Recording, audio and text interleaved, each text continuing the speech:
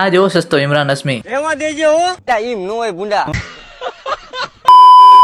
જય માતાજી બધાને. તો આ છે પાર્ટ 2. તો સવારના વેલા ઉઠીને આપણે ચાય વાય પીસી ને અહીંયા કને ભાઈ જે મોસમ હતું એક નંબર હોય છે. તો અહીંયા કને આપણે સીન લેતા હોય છે અને બીજા લોકો તો જે સૂતા હોય છે ત્યાં સુધી તો આપણા કિશનભાઈ આવે છે ને એ શું કહે છે સાંભળો જરા. એમાં દેજો હો.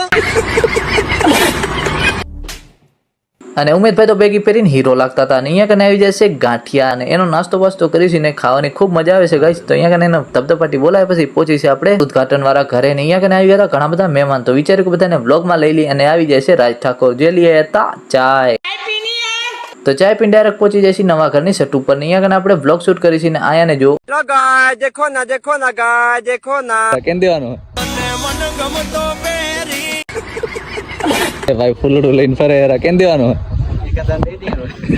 અને ટાઈમ થઈ જશે બધાને પીરસવાનો. અહીંયા કને બધા વિચારતા હોય છે કે અમારો વારો ક્યારે આવશે અને આ છે આપણા ઇમરાન હસમી. હું ક્યાં ના પડું. તો અહીંયા કને પેલા આપણા ભાઈઓને અને પછી બાઈઓને જમાડી છે અને આ જેવો સસ્તો ઇમરાન હસમી. એમાં દેજો હો ટાઈમ નો હોય ભૂંડા. તો બધા લોકોને જમાડી પછી વારો આવી જશે આપણે જમવાનો. અને અહીંયા કને જો આજ કમાएगा तो कल बैठकर खाएगा.